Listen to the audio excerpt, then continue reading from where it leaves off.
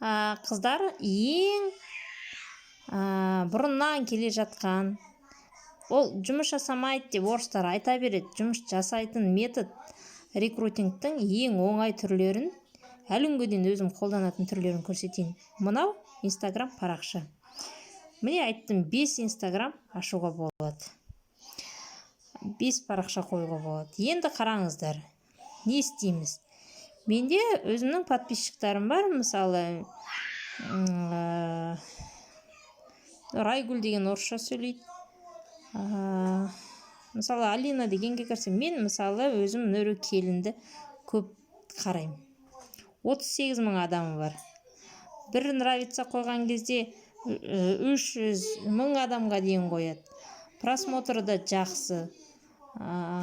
Комментарияға қалдыратындар да бар. Енді қалай жасаймыз? Осындай келіншектерді табамыз. Ондай келіндер өте көп. Солардың оқырмандары бар.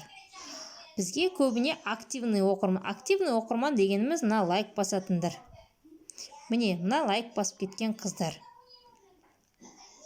Лайк басып кеткен қыздар, е? Бұлардың кейбіреулері өз сияқты келіндер болуы мүмкін, кейбіреулері жай.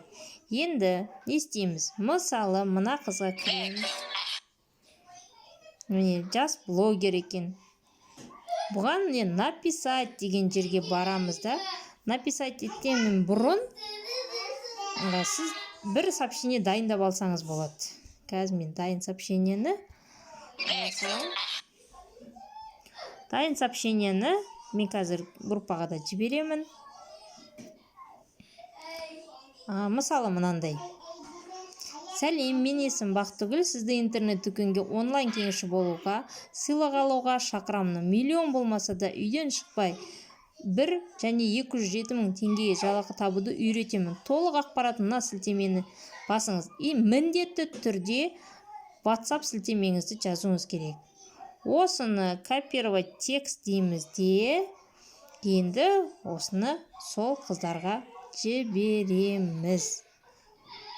Қайдет танағысымыз.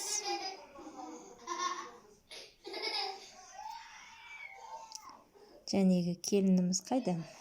Келініміз. Солардың подписчиктарына жібереміз.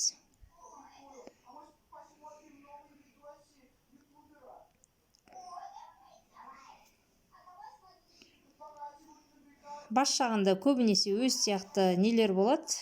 Мысалы Айгүлге жіберейік. Написать. Вставить. Тура осылай 1 сағатта 1 аккаунттан 10 адамға жіберуге болады.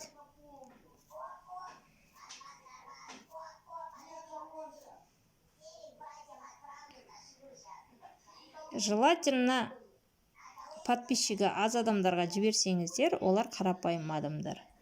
Мысалы, мына қарапайым адамның соңғы нравицасына 21 адам басқан. Яғни мына жерде ылғи қарапайым адамдар. Соның қасына барасыздар. Написать, но ер адам екен, жібере салайын сонда да. Интер дейтіне. Пожалуйста.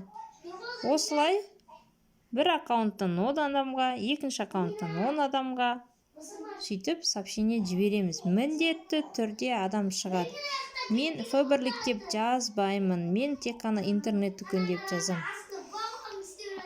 Өзіңіздің парақшаңызға тек қана өзіңіз туралы жазып, осылай жіберсеңіз болады, міндетті түрде келеді қыздар. Парақшаңызға әдемі сыйлықтар, видеолар, осы сыйлықтар деп жазсаңыздар болады.